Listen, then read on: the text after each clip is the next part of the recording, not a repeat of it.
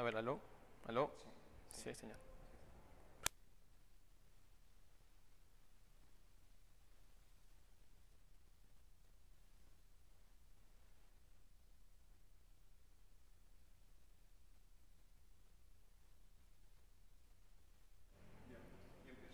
Bien.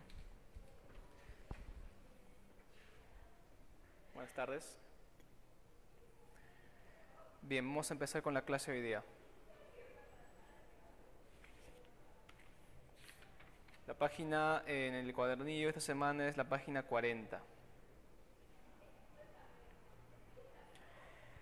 El sumario indica literatura de los siglos XIX y XX, romanticismo, el autor Goethe y su novela Las cuitas del joven Werther.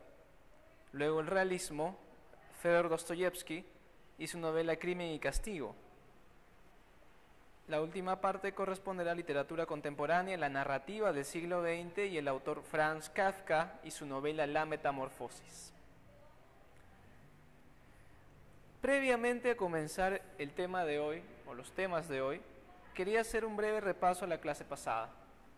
En la clase pasada hablamos de literatura medieval, hablamos de los géneros literarios durante la época medieval y también de las lenguas en esa época.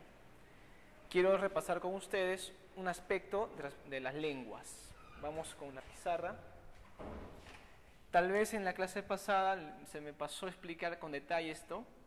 A ver, las lenguas vulgares, y todos están recordando en qué es lengua vulgar, no es una lengua pues que sea una lengua de baja categoría o de baja extracción social. Lengua vulgar durante la Edad Media representa la lengua del vulgo. ¿Qué es vulgo? Pueblo. Entonces la lengua que hablaba la gente común en toda Europa. Las lenguas vulgares van a ser de dos tipos. Las lenguas vulgares importantes. Las derivadas del latín vulgar, que se expanden en la época del Imperio Romano y que luego empieza a cambiar durante la Edad Media, se le llaman lenguas vulgares, son de tipo lenguas vulgares romances, también llamadas neolatinas. Y hay otro grupo que son las lenguas germánicas. Entonces, ¿qué lenguas salían en la lista que vimos la clase pasada? Salía, por ejemplo, el castellano, que es una lengua, el cantar de Miosit, por ejemplo, o el provenzal, de la lírica provenzal, del amor cortés, que vimos también la lírica provenzal. También está el italiano, la lengua en que se compone la Divina Comedia, por ejemplo, ¿verdad? Estas lenguas romances son lenguas vulgares. También hay otras lenguas vulgares que son las llamadas germánicas, como el inglés o el alemán, que es la lengua que se utiliza en el cantar de los nivelungos, por ejemplo, ¿no? A ver, nos entendemos. Yo dije, inglés y alemán no son lenguas romances, dije, y tal vez algún alumno pensó que no eran vulgares, porque en el cuadernillo dice que todas estas son vulgares por esta diferenciación del latín y de las lenguas germánicas. ¿Está bien? En ambos casos son lenguas que no derivan, más que no derivan del latín. En este caso derivan del latín, en este caso no derivan del latín. Pero todas en conjunto son las lenguas vulgares, ¿está bien? En las cuales se crea literatura durante la Edad Media. Cantares de gesta, por ejemplo, la lírica provenzal. Muy bien, con este aspecto de repaso, y también supongo que investigaron lo que les pregunté sobre el cantar de Miosit, veremos la siguiente clase, su investigación nos servirá como base para comenzar la clase. Yo sé que todos lo han hecho, vamos a ver eso en la siguiente semana. A ver, vamos avanzando. Después de esta pequeña aclaración, este repaso que acabamos de hacer de clase pasada. A ver, voy a leer a continuación algunos fragmentos del libro de texto del curso de literatura. Este es el libro oficial del curso de literatura en la pre. ¿Está bien? Para definir algunos de los conceptos. Obviamente yo voy a leer un breve fragmento y luego explico. Leo para que sea más entendible, más centrada la explicación. El romanticismo fue un movimiento literario que dominó la literatura europea desde finales del siglo XVIII hasta mediados del XIX. Se caracteriza por su entrega a la imaginación y la subjetividad, su libertad de pensamiento y su idealización de la naturaleza.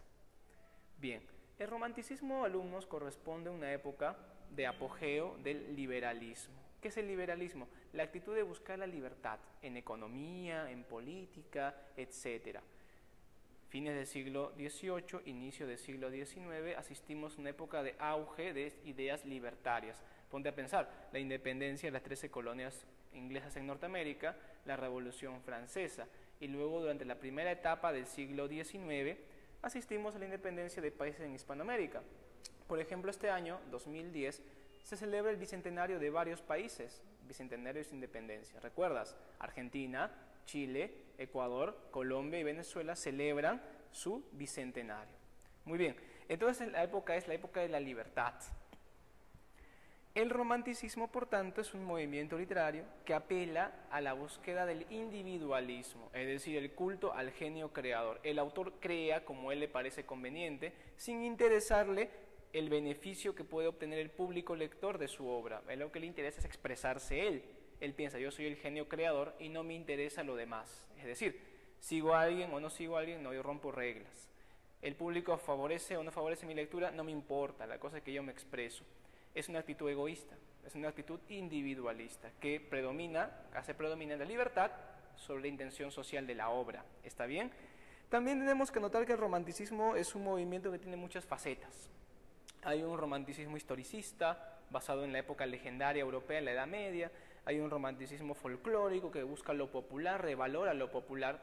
Hay un romanticismo del misterio y el terror, como el que cultivara Edgar Allan Poe en sus relatos. Hay un romanticismo de lo grotesco, como el cultiva Becker en sus leyendas, y eso lo veremos luego en otra clase de las leyendas de Becker, y también Víctor Hugo en sus novelas. También hay un romanticismo de lo sentimental y lo intimista. Recuerda, el romanticismo es subjetividad, nacionalismo, es popular, historicista también. Esas son las facetas principales del romanticismo. Figura fundamental de la literatura alemana, Johann Wolfgang von Goethe es también el más genuino representante del romanticismo alemán. Entre finales del siglo XVIII y comienzo del XIX, escribió poemas, obras teatrales y novelas, entre las que destaca Fausto, que no es una novela, cuidado, es una obra de teatro, pero que no se puede representar por lo complicado que resulta. Es una obra de teatro, género dramático, pero difícil llevada al teatro. Esa es su obra más famosa, empero, y más importante, empero la obra clave de él, especialmente entendiendo a Johann Wolfgang von Goethe como el iniciador del romanticismo, su obra clave va a ser la novela Werther. ¿Está bien? Las cuitas del joven Werther. Claro, algunos dicen Werther por una mala utilización de la letra W, en alemán se pronuncia como pronunciamos nosotros la B de vaso o de vaca, así es Werther, no Werther. Werther es una castellanización un poquito tosca del nombre del personaje. A ver, la novela Werther es una novela epistolar. ¿Qué cosa significa epistolar? Epístola es carta, alumnos. ¿Qué significa esto? Es una novela basada en cartas, ¿está bien? Yo te pregunto, si tú quieres contarle algo muy privado, muy íntimo, a un amigo de confianza, ¿cómo lo haces? ¿Lo publicas en el periódico de mayor circulación en tu ciudad o le mandas una carta? Obvio, una carta, porque en el periódico se enteran todos, tú quieres decirle algo en privado. En el caso de la novela Las cuitas del joven Werther, y cuitas es tristeza, penas, lágrimas, suspiros, eso significa cuitas, ¿está bien? Werther es un joven de la ciudad que reniega de su condición, no quiere ser un chico de la ciudad común y corriente, que tiene que buscar un trabajo, tiene que hacer una profesión, acumular dinero. Él es un joven sentimental, idealista, es un romántico, y él se va a alejar de la ciudad. ¿Busca qué cosa? Acercarse a la naturaleza. Porque los románticos siempre buscan la naturaleza, la consideran la perfección. La naturaleza es lo bello porque está alejado del ser humano. El ser humano es considerado corrupto y decadente. Entonces Werther se aleja a las montañas de Austria, donde hay una pequeña ciudad, una ciudad turística con aguas termomedicinales. En esta ciudad él comienza una intensa correspondencia con su mejor amigo. Su mejor amigo, su nombre traducido al alemán al castellano es Guillermo. Y bueno, no hay Guillermo malo, ¿no? Porque yo me llamo Guillermo, entonces tiene que ser un buen amigo. Y le manda cartas a Guillermo, y Guillermo responde las cartas de Werther. Esta intensa correspondencia, nosotros vamos a poder accederla. ¿Cómo así? Te supone que el autor de la novela llega a tener en sus manos las cartas de Werther, o sea, las que recibía Guillermo. Y eso es lo que nosotros leemos en la novela, las cartas de Werther a Guillermo. Entonces accedemos a la esfera de su intimidad. ¿Está bien? Voy a realizar un breve esquema en la pizarra para que les quede mejor la idea de cómo es la carta y cómo es las relaciones entre los personajes que se van a realizar. Bien, esta idea de las lenguas espero que haya quedado claro. En la clase pasada tal vez quedaron confundidos, hoy día no creo que haya confusión, ya saben, lengua vulgar es todo esto de aquí y recordarán la clase pasada. Bien, lo primero, ¿qué habíamos dicho que era epistolar? Nos referimos a que epístola significaba carta. Vamos a dibujar una carta. Hoy en día la carta no es muy usual. El email, o como dicen en España el Emilio, lo ha vuelto algo arcaico en la comunicación. En la época de Goethe, la carta era lo último, lo máximo, porque la gente recién accedía a la escritura y por tanto la carta era una especie de mezcla de lo íntimo, la intimidad, con la nueva habilidad de leer y escribir, porque mucha gente recién aprendía en esa época, se alfabetizaba recién a las masas. Así que la carta era algo muy en boga, la novela epistolar. Esto es una carta. A ver, ¿quién es el que recibe las cartas de Werther? Guillermo, no deben olvidarse el nombre del profesor tampoco, ¿ah? Guillermo, muy bien. Ahora yo pregunto, ¿quién es el protagonista? Bueno, el protagonista viene a ser Werther, ahí está, su nombre en la carta. ¿A quién le mandan las cartas? A Guillermo. Con esta flechita recordamos a quién manda cartas. ¿Qué pasa con Werther en la pequeña ciudad donde va? Bueno, primero está fascinado con la naturaleza. Le describe a Guillermo todas las maravillas que ve, las anécdotas de su estancia. Hasta que un día, Werther se mete en problemas porque conoce una chica. Y siempre que un joven sensible conoce una chica, va a sufrir mucho. ¿Está bien? Esta chica se llama Carlota. Es una mujer muy hermosa. Werther la conoce. Se enamora de ella, pero Carlota ya está comprometida. Y poco después de que la conoce, se llega a casar. ¿Cómo se llama el esposo que vuelve de un viaje y se casa con Carlota inmediatamente? Se llama Alberto. ¿Quién representa a Alberto? Alberto es un joven, es abogado, es un joven burgués, sin imaginación, totalmente cuadriculado. Lo que quiere decir es que es lo contrario a Werther, que es apasionado e idealista. Alberto es un joven con mucho prestigio, dinero. Estaba lejos justamente porque estaba cobrando una herencia en Suiza, una herencia de su tío que había fallecido. Por eso no estaba en la ciudad cuando llega Werther. Bueno, Carlota está comprometida, se interesa por Werther, pero no puede romper el lazo con Alberto, ya que Alberto y a Carlota los une un profundo sentido del amor, ¿no es cierto? Obviamente Werther no puede competir con Alberto por el hecho de que Werther es un chico idealista, soñador, no es como Alberto, alguien sólido con dinero y aparte no está comprometido con Carlota previamente. Así que se realiza el matrimonio entre Carlota y Alberto y se conforma una figura geométrica bastante usual, alumnos, que es el triángulo amoroso. Carlota llega a tener cierta atracción por Werther. Werther está enamorado de ella, pero Werther conoce a Alberto y se da cuenta que es una persona que no es mala persona, así que piensa que sería una canallada llevarse a Carlota o hacer algo así. Solo en una ocasión Werther se atreve a besar a Carlota, a cubrirla de besos. Luego Werther va a sentirse presa de una pasión vedada, se va a desesperar a tal punto que manda unas cartas terribles a Guillermo, como indicando que no puede aguantar más el hecho de sentir que quiere estar con ella, pero saber que es prohibido. Werther llega a la depresión más profunda, pide de vuelta la pistola que le había guardado Carlota, y en vísperas de Nochebuena, de Navidad, 23 de diciembre, se dispara en el ojo, muriendo pocas horas después. Es decir, se suicida. Tú estarás pensando, qué tonto, profesor, ¿cómo se va a matar por una chica? Es que así es el romántico, alumno, apasionado. ¿Está bien? El romántico es capaz de, por su ideal, hasta quitarse la vida. Sabía que nunca se iba a cumplir, prefería no vivir más sin ella. ¿Está bien? Esa es la esencia del romanticismo intimista. Bien.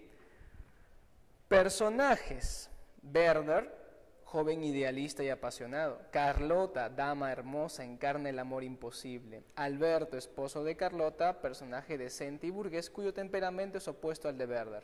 Los temas son el deseo amoroso, el amor prohibido, la exaltación de naturaleza, la vida burguesa. Voy a leer un breve párrafo del libro, aquel que tiene acceso al libro en la página 51, la parte de abajo, la parte final. La publicación de esta novela tuvo gran resonancia en Europa debido a la descripción detallada de la vida burguesa, en contraposición al idealismo de Werther, a su pasión exaltada, a su profunda relación con la naturaleza. Con las cuitas del joven Werther, Goethe dio inicio al romanticismo intimista y sentó las bases de la novela moderna. La obra tuvo influencia más allá de la literatura, produciéndose casos de suicidios por amor que la lectura del Werther favorecía. En otras palabras, los jóvenes leían Werther y se iban a matar después, porque se sentían identificados con el héroe romántico al no poder tampoco realizar sus aspiraciones de libertad. Siempre los jóvenes se veían atados por el destino que le imponía a sus familias y le imponía a su sociedad. El romántico rompe con eso de manera radical. Ya dijimos, el individualismo predomina, no predomina seguir las formas sociales. Bien, alumnos, ¿qué pasa con este romanticismo tan llamativo que tiene tantas facetas, se expande por todo el mundo, llega a Perú inclusive con la obra de Ricardo Palma, por ejemplo? El romanticismo para mediados del siglo XIX estaba agotado. En poesía aparecen otras facetas, en la poesía el simbolismo, el parnasianismo, y en narrativa y dramática, en teatro también, aparece realismo. Está bien, el realismo es lo que nos interesa. A ver, voy a leer el breve párrafo que describe el realismo en el libro de la página 54. El realismo es un movimiento literario que surge en Francia como una reacción contra el romanticismo, una oposición, aproximadamente a inicios de la segunda mitad del siglo XIX. Se define fundamentalmente por buscar la descripción detallada del ambiente social, el contexto histórico, las conductas y las vivencias de los personajes. Te diré que el realismo es lo contrario al romanticismo. El romanticismo buscaba despegar de la realidad yéndose a la fantasía y el idealismo. El idealismo sabemos que no es lo que corresponde a la realidad, sino a lo que tú quieres lograr, que es algo inalcanzable. No se va hacia el pasado viendo la leyenda, no se va hacia lo terrorífico, lo extraño, lo malévolo, nada que ver.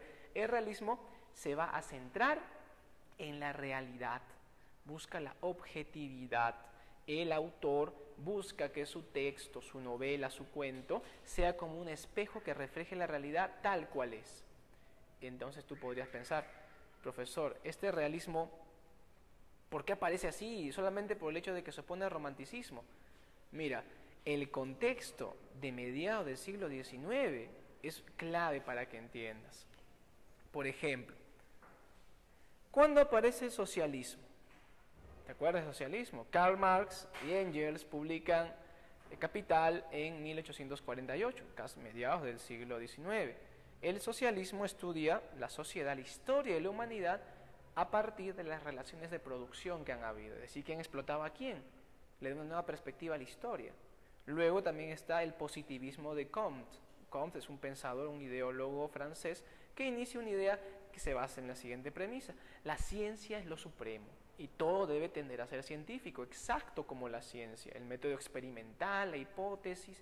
Entonces la literatura, influenciada por este acercamiento a la sociedad novedoso y por esta preeminencia de la ciencia, se vuelve literatura objetiva, una literatura que busca representar la realidad tal cual es, como si fuera un pequeño laboratorio. Se convierte también la novela en eso. Entonces, este realismo aparece en Francia a partir de estas influencias. También se menciona mucho la influencia de la teoría de la evolución de Darwin o la teoría de Mendel, lo que es la teoría de la herencia, en el naturalismo, que el naturalismo es un movimiento, es como algo así como la última etapa del realismo. El naturalismo es una vertiente del realismo estrictamente. Si bien los iniciadores son Stendhal y Balzac, autores franceses, también está Gustave Flaubert, autor de Madame Bovary, que muchos de ustedes tal vez han leído en el colegio. El autor clave va a ser un ruso. Lo leímos en el sumario, ¿verdad? Fedor Mikhailovich Dostoyevsky. ¿Está bien? Dostoyevsky nació en Moscú, tuvo una vida difícil. De chico su padre lo golpeaba, lo insultaba. Su padre era un militar retirado, un médico militar retirado, una hacienda, un gran terreno, un feudo, digamos, casi medieval, porque en esa época Rusia estaba muy atrasada respecto al resto de Europa. Y él también abusaba de sus mujiks, sus siervos. Cuando Dostoyevsky tenía tu edad, Fedor tenía tu edad, su padre lo obligó a estudiar en la academia militar. Y a él no le gustaba la carrera, igual lo hizo estudiar. Terminó la carrera a los 20 y tantos años, se retiró y nunca entró al ejército, se escapó de su padre prácticamente, se enteró que a su padre lo habían ajusticiado los mujiks, lo habían torturado y lo habían linchado terriblemente. Dostoyevsky nos cuenta que cuando se enteró, se alegró. Entonces tú puedes pensar, ¿cómo se va a alegrar? No, después se puso triste.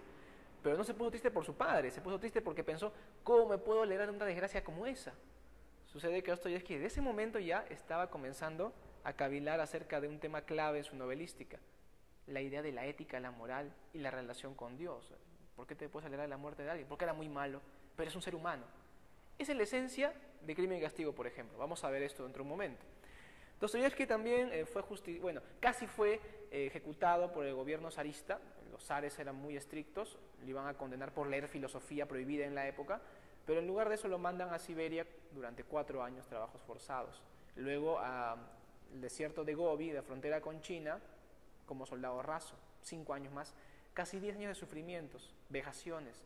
Vuelve a Moscú, ya olvidado por la crítica, había publicado un poco antes de irse de destierro, vuelve 10 años después, con tuberculosis y epilepsia crónica. Ya era epiléptico antes, pero con los padecimientos la epilepsia casi lo estaba acabando. Fue un milagro que llegase a los 60 años, ¿está bien? Es en esta época que comienza una febril actividad como novelista. Publica muy buenas novelas, como por ejemplo Memorias desde las casas de los muertos, su primera novela después de la vuelta. También está El jugador, El idiota, Humillados y ofendidos, Crimen y castigo, y la última gran novela, Los hermanos Karamazov. Con esas novelas se hizo famoso, dio giras en Inglaterra, en Francia, Alemania. Está volviendo a su Rusia natal por San Petersburgo, que es el puerto en el norte de Rusia, y falleció en San Petersburgo a los 60 años. Nació en 1821, murió en 1881. Muy bien, características generales de las obras de Dostoyevsky. Voy a leer la característica y la explico a continuación. Si quieres apunta, ¿no? Si puedes. A ver, características de la obra de Dostoyevsky. Profundo análisis de la subjetividad de los personajes. Profundo análisis de la subjetividad de los personajes. Eso quiere decir una introspección psicológica hacia el personaje. Nuestro amigo Dostoyevsky tiene una gran capacidad para que tú entiendas la psicología de sus personajes. No por nada ha sido considerado el iniciador de la novela psicológica, padre de la novela psicológica. ¿Está bien? Muy bien. Tendencia hacia lo dramático, gran importancia del diálogo. Algunos escuchan tendencia hacia lo dramático, piensan, le gustaba hacer llorar al público. No, tendencia hacia lo dramático quiere decir que utilizaba mucho los diálogos en sus novelas. Habitualmente cuando tú lees una novela del siglo XIX, una novela antigua, no es cierto, decimonónica, tú lees y el autor dice, el narrador te dice, este personaje era malo y pum, te pone su diálogo. Este personaje era bueno y te pone el diálogo. Como que el narrador te está haciendo seguir una línea que él quiere respecto al personaje. Dostoyevsky en su narrador no hace eso. La voz narrativa de la historia, el narrador, no va a poner juicio sobre los personajes. Te escribe lo que él dice y tú mismo te das cuenta, algo le pasa, lo que él dice no es correcto, está mal, algo le está fallando en la cabeza. Y poco a poco en el avance del argumento te das cuenta que el personaje tiene problemas psicológicos, pero te das cuenta a partir del diálogo. O sea, deja que hablen sus personajes entre ellos y tú sacas tus conclusiones. Eso es tendencia a lo dramático, gran importancia del diálogo. Una manera muy sutil, muy elegante y muy efectiva de lograr pues que el lector capte la psicología del personaje, utilización de los diálogos. También vamos a encontrar que Dostoyevsky presenta una preocupación moral y religiosa en su novela. Una preocupación moral y religiosa. Solidaridad con el sufrimiento humano. Solidaridad con el sufrimiento humano. Dostoyevsky hace aparecer en sus novelas personajes víctimas o criminales, pero en ambos casos siempre sufren. Es decir, él se conmueve con el sufrimiento. ¿Por qué sufre el ser humano? Él dice. Una religiosidad atormentada también es otra característica. Religiosidad atormentada. Eso quiere decir que Dostoyevsky era muy religioso, pero nunca iba a misa. Él no creía en el concepto de iglesia, él concebía la relación con Dios como algo personal, como algo individual. Su preocupación grande en sus novelas es, ¿qué es lo bueno? ¿Qué es lo malo? ¿Es relativo? ¿Es universal para todos lo bueno y lo malo? Dios, ¿por qué permite que el hombre sufra? En estos temas se parece mucho a Vallejo, ¿no? Cuando veremos Vallejo en la penúltima clase del curso, en la antepenúltima clase, te acordarás de esta clase también, ¿no? Que también Vallejo tiene una religiosidad muy atormentada, por ejemplo, en los hermanos negros, por ejemplo, ¿no? Muy notoria su religiosidad atormentada. Muy bien, vamos con Crimen y Castigo. Voy a dar lectura al argumento que está en el libro y voy a explicar tal vez algún detalle que no parezca tan claro y así vamos a ver el argumento. ¿Está bien? El argumento. Página 55 para que tenga acceso al Raskolnikov es un estudiante pobre y de formación intelectual. Él estudia Derecho en la Universidad de Moscú, él es provinciano y su madre le mandaba mesadas de dinero para que él estudie. Hasta que su madre tuvo problemas, no le pudo seguir enviando, le ha tenido que dejar la universidad y tiene una deuda muy importante en la pensión donde vive. Considera a la usurera a León Ivanova como un ser nocivo para la sociedad cuya existencia no tiene justificación. ¿Qué cosa es usurera? León Ivanova es una mujer malvada, es una anciana desalmada. Ella explotaba, abusaba de los pobres. Suponte que yo soy Rodion y voy a empeñarle mi reloj. Mi reloj por lo menos vale 1000 soles. ¿Está bien? Necesito urgente que me den dinero a cambio de él. Prestarme, yo devolveré, ¿no es cierto? El dinero, voy a empeñarlo, se llama eso. Yo soy Rodion, la malvada anciana ve mi reloj, dice, tu reloj te lo valoro en 100 soles. O sea, me baja de 1000 que vale a 100. Y te presto, me dice, por tu reloj, 50 soles. Ya, bueno, ¿qué importa, no? ¿Qué me queda? Aceptaré, con tal puede ser que lo llegue a recuperar. Ya, señor, acepto. Ella me dice, te voy a cobrar 90% de intereses, te dice. Y porque le caes bien, si no, te cobraré un poco más. ¿Sabes qué? Tú dices, ¿qué importa, señora? Ya, toma el reloj. Y la malvada mujer te va a dar 5 soles. ¿Por qué 5 soles? Y te dice, te estoy dando 5 soles porque te cobro los intereses adelantados. ¿Qué más quieres? Te estoy ayudando a pagar. ¿Y tú con 5 soles qué vas a hacer? Ya perdiste tu reloj ya. Y se lo va a quedar, y él lo va a vender, lo venderá a 200, a 500, cosas que ya ganan un montón de plata. Y imagina que hace eso con 10, 15 personas en un día. ¿Cuántas a la semana? ¿Cuánto dinero estamos hablando? Ahora entiendes por qué Rodion piensa como piensa. ¿Qué piensa Rodion de esta malvada? Que su existencia no tiene justificación, que es un ser nocivo para la sociedad. Rodion, ¿qué va a pensar ahora? Sale a la calle, ¿qué encuentra? Niños revolcándose en la mugre, alcohólicos tirados en las veredas, personas muriendo de tuberculosis, personas descalzas, sin qué comer, muriéndose de frío, prostitutas en las esquinas. ¿Qué va a pensar? Toda esta gente sufre por personas como León Ivanova. Ella va a considerar que esa mujer ella representa todo el sufrimiento de la humanidad. Rodion entra en un estado de locura temporal, está un poco loco, está un poco alterado. Durante semanas va pensando así: si la mato, yo no sería como un asesino común y corriente, como un ladrón que la está matando por ambición y luego solamente tendría remordimiento a esa persona. No, yo la mato porque yo soy un intelectual, yo soy una persona que sabe que la mataría por el bien de la humanidad, así que no tendría remordimientos. En este caso, Rodion se queda pensando con esa idea varios días, semanas, hasta que pasa esto. Decide asesinarla, apoderarse de su dinero y utilizarlo para ayudar a su madre y a su hermana Dunia. Su madre ya sabemos que está en la pobreza. Dunia, cuyo verdadero nombre era Abdona, pero Abdona suena un poco feo, a Dunia le decían de cariño, que es una chica muy bonita, se iba a casar con un malvado para ayudar a Rodion económicamente, y Rodion con eso fue lo que desencadenó su reacción más de pensar en matar a la malvada anciana. El primer móvil del crimen es, pues, un ideal de tipo humanitario, ayudar a los demás. Pero por otra parte, Raskolnikov se considera como un hombre superior, porque tiene el derecho de ponerse por encima de la moral común y arrogarse la potestad de suprimir a un ser humano considerado nocivo.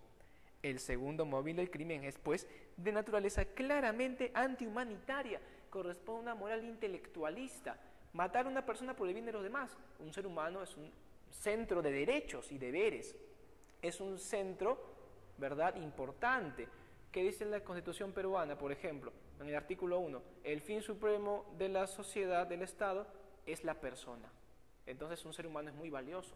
Ponte a pensar, ¿qué pasa acá, Rode? Matar una por el bien de todos. Eso no es totalmente humanitario, es antihumanitario más bien. Movido por estas razones teóricas y prácticas, comete el crimen. Comete el crimen en un estado de locura temporal, alumnos. No creas que él planeó, dice, voy a matarla. Coge el hacha en la cocina de la pensión, pero no dice, le voy a dar en la cabeza, cerraré la puerta, no me verá nadie. Él va en un estado de locura. Toca la puerta, le abren la puerta, saca el hacha cuando la anciana se voltea a sacar un sencillo, porque nunca paga bien lo que le peñen, y en eso voltea y ve al joven con el hacha en la mano. La puerta está abierta, no cerró la puerta. La vieja va a gritar y antes de que grite le mete un hachazo. Otro y otro más en la cabeza. Tú dirás, profe, qué sádico, tanta sangre. No le estaba pegando con el filo, sino con la otra parte, la parte roma de la hacha. Entonces, lo golpea hasta que revienta la cabeza de la mujer, ¿no? Se rompe el cráneo, cae en un charco de sangre muerta. O sea que ni siquiera le dio con el filo, le dio como que sea a la que pudo, no planeó matarla, fue con una intención y no sabía cómo hacerlo. Esto va a ser importante a la hora de juzgarlo, ¿ya? Juzgarlo me refiero no a nosotros, sino cuando lo juzgan en la novela, las autoridades, el juez, está bien correspondiente. Estaba a punto de salir Raskolnikov del apartamento de donde vivía esta anciana, había buscado el dinero, no había más que un sencillo y algunas joyas, y aparece en la puerta abierta la hermana de Aleomna, Lisbeta Ivanova. La mujer era diferente a su hermana, ella pregonaba la palabra de Dios con su Biblia en las esquinas en las noches a las mujeres de vida abyecta, me refiero a las prostitutas. Lisbeta encuentra a su hermana muerta en un charco de sangre, va a gritar y Rodion esta vez le da con el filo a ella en la cabeza y la mata también, de un solo hachazo. Esta vez le dio con el filo, obviamente, la mató inmediatamente. No fue necesario golpear más veces. Lisbeta es una víctima muy inocente de la circunstancia. Se retira Rodion y aunque no lo creas, nadie lo vio entrar, nadie lo vio salir, nunca hubo pruebas en su contra. El investigador, porque hay una investigación, le dice un día a Rodion, yo sé que tú has sido, no tengo pruebas, pero sé que has sido, le dice, no tiene pruebas, no lo puede acusar. Porque Rodion con su conducta va a delatar. ¿Ya? A ver, vamos a ver qué indica el libro. Sin embargo, el fruto del asesinato es un pequeño botín que no le permite cumplir sus objetivos prácticos de ayudar a su familia. Esto lo lleva poco a poco a poner en duda sus consideraciones teóricas y su convicción de estar por encima de la moral común. Involuntariamente se va delatando ante los investigadores del crimen. Raskolnikov, en este transcurso de arrepentimiento, pesadillas y sudor frío en las noches, sigue su estado de locura cada vez más intenso, conoce una chica muy buena, llamada Sonia. Sonia es una chica bastante bien intencionada que se dedica al oficio más antiguo del mundo. Sí, también es prostituta. Y Lisbeta Ivanova le hablaba ahí en las noches y ella se acuerda de la anciana con mucho cariño y admiración. Rodion se siente mal, esa mujer que maté si era una persona positiva y también la maté por error. Bueno, Sonia, que es en realidad la mujer buena de la historia, no la mujer mala, porque a Dostoyevsky ya es otra manera de narrar, ya es una narrativa realista. Una prostituta no tiene por qué ser una mujer malvada, también puede ser una muy buena persona. Ella ayuda a Rodion, le aconseja a partir de su ferviente cristianismo y decide a Rodion entregarse a la policía. Se hace un juicio a Rodion por diversos factores en el proceso, entre ellos que se entregó él mismo, que no gastó el dinero, los peritos determinaron que estaba un poco loco, por alteraciones psicológicas. Solamente se le condena a 8 años. 8 años de trabajos forzados en Siberia. Tú sabes cuánto estuvo Dostoyevsky allí y cuánto sufrió. Su personaje le pone el doble de años. El primer año lo visitan mensualmente su hermana Dunia, Razumikin, que es el amigo de Rodion, enamorado de Dunia porque no se casó con el malvado, por suerte, y también Sonia. Los tres lo visitan cada mes, hasta Siberia van. Rodion vive en un sistema carcelario que consiste en vivir en construcciones, habitaciones, hay un comedor, todo el día salen vigilados a trabajar en el campo y vuelven bajo condiciones muy terribles porque Siberia es un lugar frío, tremendamente frío y árido, ¿está bien? Así que en estas condiciones vive Rodion castigándose, la sociedad lo está castigando. Al año llega Sonia un día y le dice que se va a quedar con él en la cárcel, es decir, ella va a cocinar para él, va a vivir en su cuarto, en su celda, va a ayudarlo, conviviente, cuando él salga podrán casarse. Entonces ponte a pensar lo buena persona que es Sonia. Entonces ella, con este amor que tiene hacia él, basado en la religiosidad cristiana, es una luz de esperanza al final de la terrible castigo que va a sufrir Rodion ahora. Faltan 7 años todavía en Siberia. Ese es el epílogo de la novela, la parte final de la novela. ¿Está bien? Vamos a revisar los temas. A ver, conflicto ético entre una moral cristiana humanitaria y una moral intelectualista o antihumanitaria. El amor como factor de regeneración moral. La conciencia de culpa que atormenta al protagonista. La pobreza, los problemas sociales. Comentario. Se trata de una novela extensa y compleja. En síntesis, sus ejes fundamentales son 2. A un nivel externo, la trama policial. Una novela policial porque hay, ¿qué cosa hay? Una formación de conducta criminal, la realización de un crimen, la investigación policial, la entrega del culpable, su juicio, su proceso y finalmente su castigo social, la cárcel, con trabajos forzados. Una novela policial a nivel externo. Y el otro nivel, a nivel interno, el otro eje fundamental va a ser la novela psicológica y ética. ¿Está bien? El conflicto interno, psicológico y ético, es el nivel más profundo de la obra porque cala en el complejo mundo interior del individuo. Solo el amor de una mujer aparentemente abyecta consigue hacer que Rodion comprende, Rodion Romanovich Raskolnikov es su nombre, comprenda su error moral y el fracaso de su supuesta superioridad.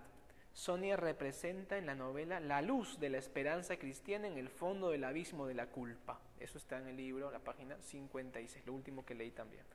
Bien, alumnos, un pequeño paréntesis para verificar algunos aspectos aquí. Un momentito.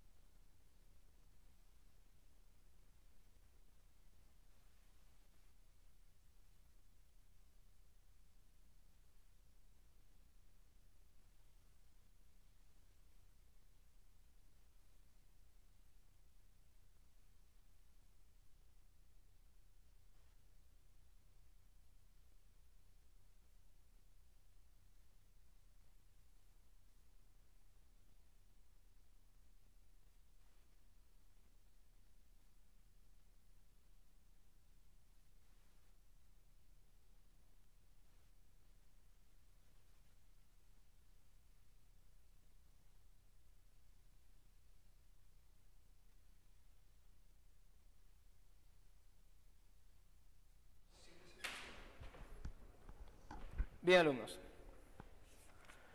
Por favor, todos en el cuadernillo en la página 42. Vamos ahora con la literatura del siglo XX. Esta parte es la parte más interesante para mí, pero también podría ser la más complicada, así que voy a pedirles que mucho me tomen atención. Características de la narrativa contemporánea. Vamos a necesitar el auxilio de la pizarra para esta parte.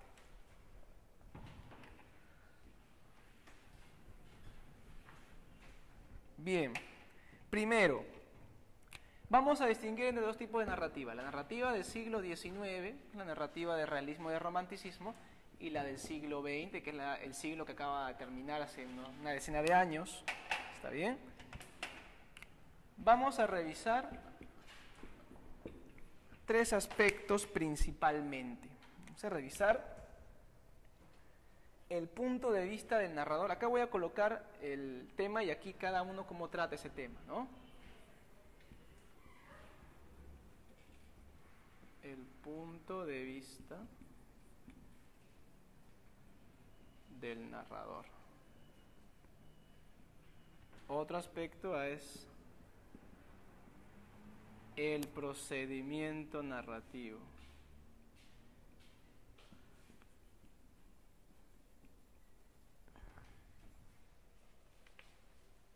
Otro aspecto es los planos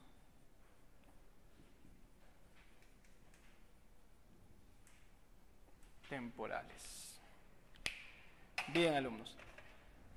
Yo voy a colocar primero aquí en la recta del siglo XIX lo que se hacía en el siglo XIX para luego contraponerlo con lo que en el siglo XX se va a hacer.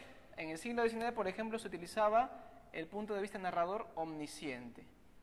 No te preocupes que en un momento te voy a explicar qué significa cada una de las cosas. Ya solamente tú van apuntando. En el procedimiento narrativo se utilizaban los procedimientos narrativos clásicos, que son, por ejemplo, la narración. También está, por ejemplo, el diálogo o la descripción. Y en lo que son los planos temporales se utilizaba la linealidad. La linealidad cronológica. ¿Te parecen cosas un poco complicadas? Yo te las voy a explicar. haciendo la contraposición a lo que se hace en el siglo XX. ¿Está bien? A ver, punto de vista del narrador omnisciente. ¿Qué es eso de omnisciente? Supongamos que ustedes que están en el salón son los protagonistas de un cuento con un narrador omnisciente. Abrió una cámara en la parte de arriba, en el techo del salón, una cámara que enfocase a todos ustedes a la vez. Y esa cámara tendría la capacidad de poder también captar todas las voces de ustedes, todo lo que ustedes están hablando, todo lo que ustedes se mueven y cómo son ustedes. Es decir, los narrarían lo que hacen, sus diálogos, y también lo describiría esa cámara a todos por igual. Eso es narrador omnisciente, punto de vista del narrador omnisciente. Es como la voz de Dios, lo ve todo, lo sabe todo y también lo cuenta todo. Es un narrador muy sencillo de entender. ¿Qué pasa en el siglo XX? Ya no se usa narrador omnisciente, se va a usar el narrador parcialmente omnisciente. ¿Cómo será eso? ¿Cómo será el narrador parcialmente omnisciente?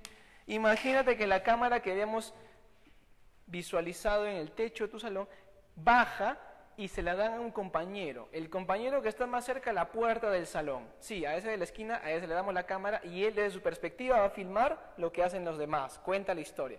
Luego le quitamos la cámara a él y le damos la cámara a uno de los alumnos que está en la primera fila del salón. Y él desde su perspectiva va a contar la historia.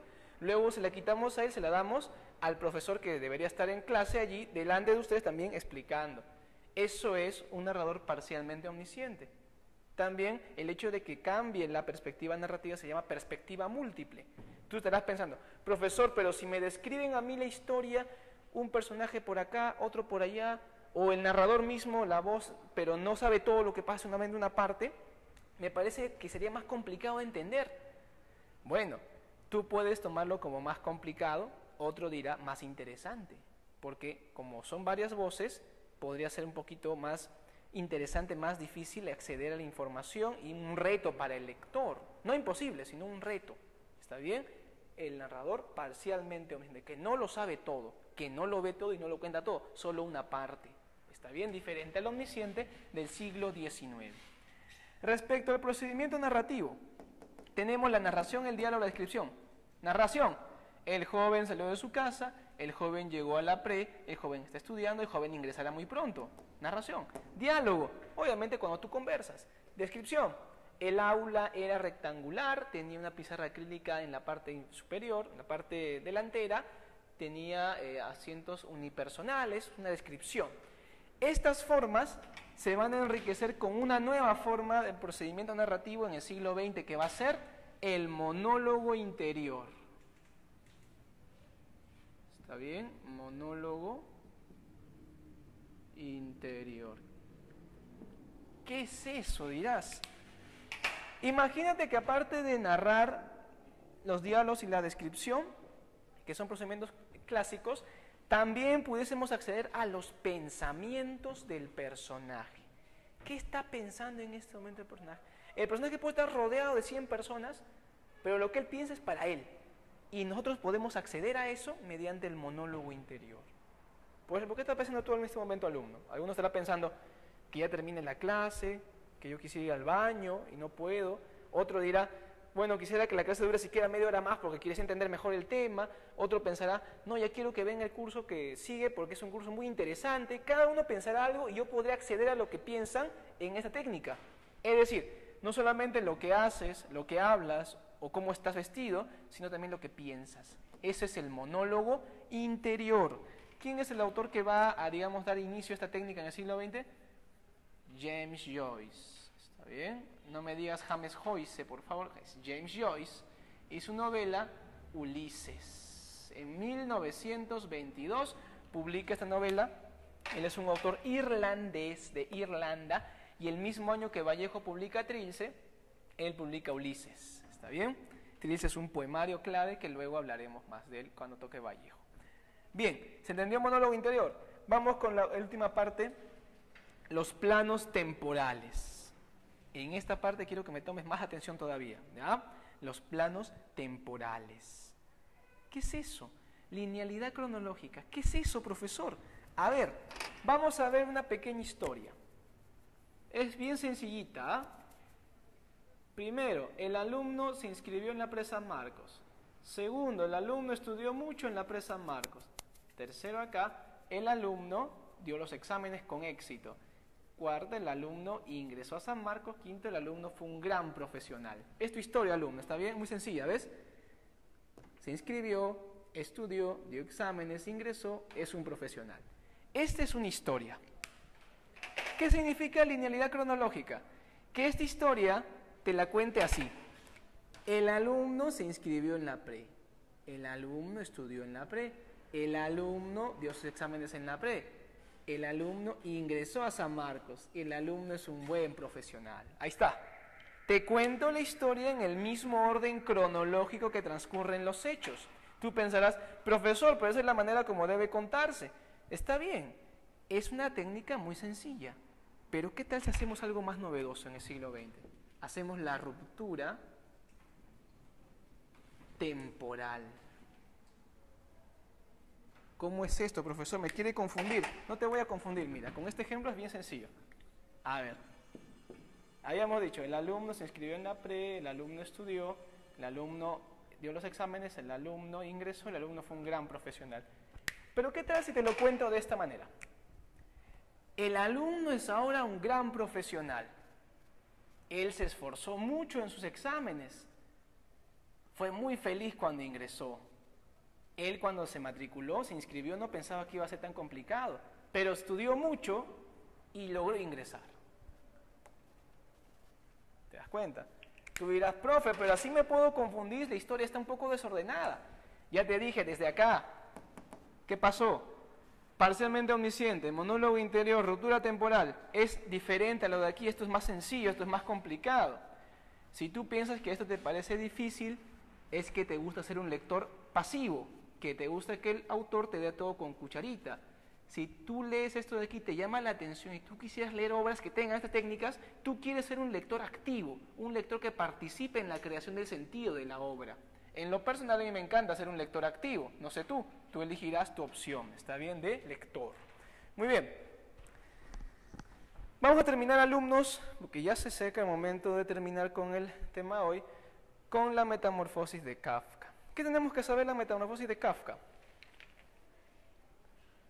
Bien, la metamorfosis es una novela basada en la crítica al capitalismo. El capitalismo es el sistema económico que predomina en el siglo XX que hace que los sujetos se alienen, es decir, dejen de ser un ser humano y se convierten en máquina de trabajar. Argumento: el burócrata Gregorio Samsa se despierta transformado en un monstruoso insecto. Samsa era viajante de comercio y considera que su profesión es demasiado agitada. No puede dormir bien. Samsa se sostiene de su familia y le tiene un miedo aterrador de perder el trabajo. Su hermana Grete lo quiere mucho, a pesar de todo. En cambio, su padre lo amenaza con el puño. Los jefes no ayudan a Gregorio, a pesar de que ha sido un trabajador competente. El padre tira manzanas a su hijo, al insecto Samsa, hasta que una manzana se incrusta en su caparazón. Además, considera que su hijo es una vergüenza a su familia. La obra termina con la muerte de Gregorio. Sucede que Gregorio Samsa se convierte en insecto y es una metáfora de la deshumanización del hombre contemporáneo, que ha dejado de ser un ser humano y se convierte en una máquina de trabajar a causa de la alienación. Alienar, ¿qué significa? Alienar significa dejar de ser tú mismo y convertirte en algo diferente a ti. En este caso, dejar un ser humano, ser una máquina del trabajo. Temas: el autoritarismo del padre, la mutación del hombre en insecto, la rutina de la vida burocrática, la marginación del extraño, la explotación del hombre por el hombre. Muy bien, esto es la metamorfosis, una novela muy sencilla de leer. Yo recomiendo que la lean para que la entiendan mejor. Voy a revisar los ejercicios en clase y con esto vamos a culminar hoy día para que ustedes pues tengan una idea más cuadrada de lo que hemos hecho. A ver, por ejemplo, en la pregunta 1, ¿qué podemos marcar? En la pregunta 1, obviamente la respuesta es casa. El romanticismo se caracteriza por la preeminencia de la subjetividad y el culto a Dios, ya lo hemos hablado. La 2, Con respecto a la verdad o falsedad de los siguientes enunciados sobre la novela Werther de Johann Wolfgang von Goethe, marque la alternativa que contiene la secuencia correcta. La primera, falso, es romanticismo sentimental. La segunda, verdadero. La tercera, falsa, critica la vida burguesa. La cuarta, verdadero. Carlota, verdadero. Y la quinta, verdadero. Respuesta, arbolito. La 3, dedo. La 4, la novela, casa, psicológica, 4 casa. 5, alternativa correcta, dedo, ¿verdad? ¿Quién representa el amor cristiano? Lo representa, no me digan Beatriz, eso es en la Divina Comedia, lo representa Sonia. 6, a ver, estructura de la novela a nivel externo. ¿Qué estructura tenía? Nivel externo era una novela policial, ¿no es cierto? Dedo. 7, la primera es falsa. En la novela moderna tiene amplitud temática, todos los temas se tratan, no se centra en una sola cosa. La novela de la Metamorfosis se centra en ese tema, pero las demás novelas no, hay mucha amplitud. Falsa la primera. La segunda, falsa también porque adopta los múltiples puntos de vista y el narrador es parcialmente omnisciente. La tercera, verdadera. La cuarta, falsa, ruptura cronológica, hemos visto eso ya.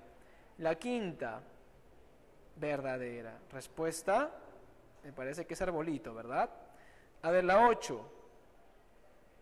Respuesta, alumnos, monólogo interior, 8 enano.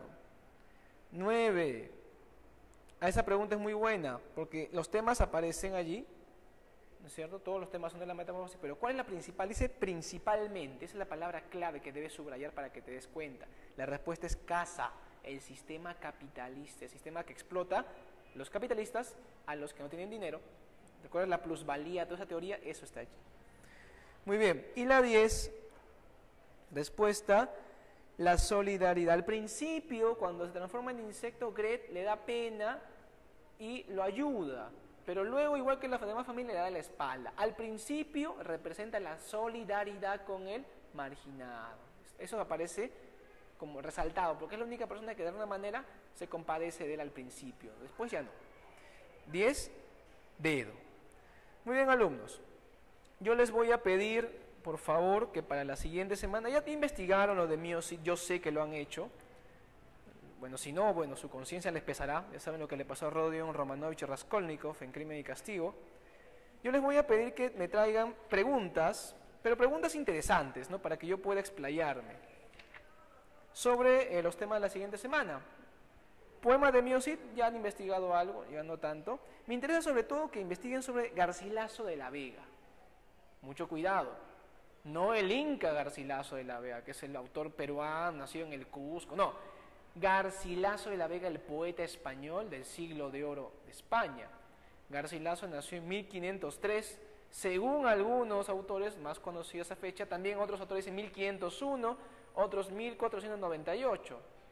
La fecha no está determinada porque no hay partida de nacimiento, pero sí sabemos el año que murió, 1533, está bien, murió en una batalla contra los franceses. Bien, quiero que me hagan preguntas sobre Garcilaso de la Vega, tal vez una pregunta biográfica, porque es interesante su vida, tal vez una pregunta sobre su poesía de él, cosa que con esas preguntas podemos iniciar ese tema. O sea que yo llevo ese tema a la próxima clase, Garcilaso de la Vega, sobre su égloga primera tal vez, y tienen que hacerme unas preguntas detallando, ahí yo voy a explayarme un poco más respecto a ese tema. ¿Está bien? Espero sus preguntas entonces. Eso sería todo por hoy. Hasta luego, alumnos.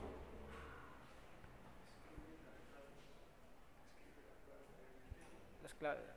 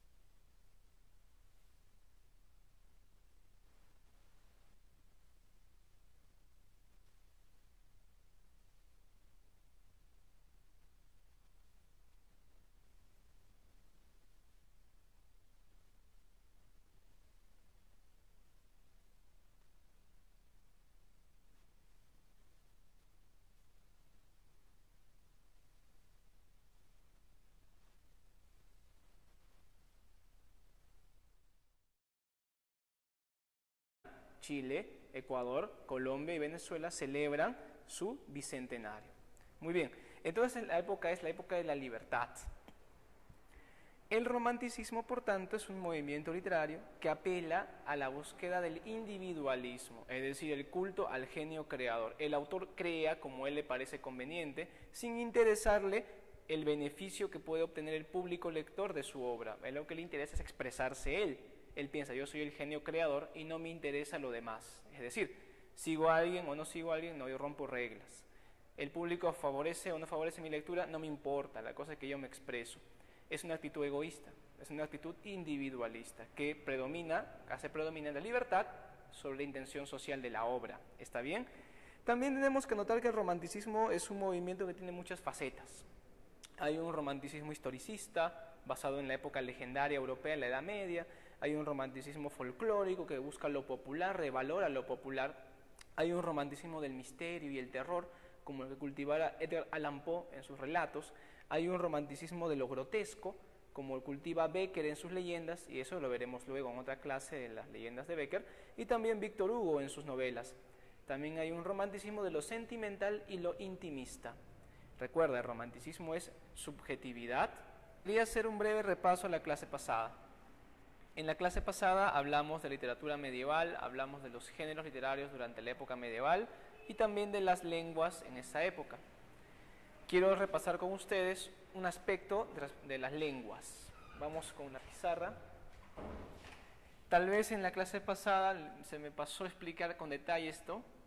A ver, las lenguas vulgares, y todos están recordando en qué es lengua vulgar, no es una lengua pues que sea una lengua de baja categoría o de baja extracción social. Lengua vulgar durante la Edad Media representa la lengua del vulgo. ¿Qué es vulgo? Pueblo. Entonces la lengua que hablaba la gente común en toda Europa. Las lenguas vulgares van a ser de dos tipos. Las lenguas vulgares importantes. Las derivadas del latín vulgar, que se expanden en la época del Imperio Romano y que luego empieza a cambiar durante la Edad Media, se le llaman lenguas vulgares, son de tipo lenguas vulgares romances, también llamadas neolatinas. Y hay otro grupo que son las lenguas germánicas. Entonces, ¿qué lenguas salían en la lista que vimos la clase pasada? Salía, por ejemplo, el castellano, que es una lengua, el cantar de Miosit, por ejemplo, o el provenzal, de la lírica provenzal.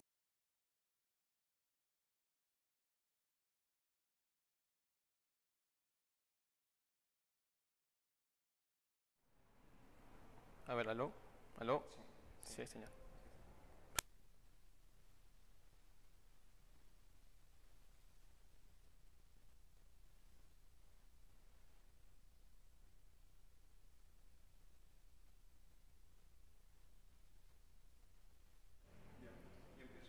Bien. Buenas tardes. Bien, vamos a empezar con la clase hoy día. La página en el cuadernillo esta semana es la página 40. El sumario indica literatura de los siglos XIX y XX, romanticismo, el autor Goethe y su novela Las cuitas del joven Werther. Luego el realismo, Fyodor Dostoyevsky y su novela Crimen y castigo. La última parte corresponde a la literatura contemporánea, la narrativa del siglo XX y el autor Franz Kafka y su novela La metamorfosis. Previamente a comenzar el tema de hoy, o los temas de hoy, que es el del amor cortés, que vimos también en la lírica provenzal, también está el italiano, la lengua en que se compone la Divina Comedia, por ejemplo, ¿verdad? Estas lenguas romances son lenguas vulgares. También hay otras lenguas vulgares que son las llamadas germánicas, como el inglés o el alemán, que es la lengua que se utiliza en el cantar de los nivelungos, por ejemplo, ¿no? A ver, nos entendemos. Yo dije, inglés y alemán no son lenguas romances, dije, y tal vez algún alumno pensó que no eran vulgares, porque en el cuadernillo dice que todas estas son vulgares por esta diferenciación del latín y de las lenguas germánicas. ¿Está bien? En ambos casos son lenguas que no derivan, más que no derivan del latín, en este caso derivan del latín, en este caso no derivan del latín. Pero todas en conjunto son las lenguas vulgares, ¿está bien? En las cuales se crea literatura durante la Edad Media. Cantares de gesta, por ejemplo, la lírica provenzal. Muy bien, con este aspecto de repaso, y también supongo que investigaron lo que les pregunté sobre el Cantar de Minos, y veremos la siguiente clase, su investigación nos servirá como base para comenzar la clase. Yo sé que todos lo han hecho, vamos a ver eso en la siguiente semana. A ver, vamos avanzando. Después de esta pequeña aclaración, este repaso que acabamos de hacer de clase pasada. A ver, voy a leer a continuación algunos fragmentos del libro de texto del curso de literatura. Este es el libro oficial del curso de literatura en la pre. ¿Está bien? Para definir algunos de los conceptos. Obviamente yo voy a leer un breve fragmento y luego explico. Leo para que sea más entendible, más centrada la explicación.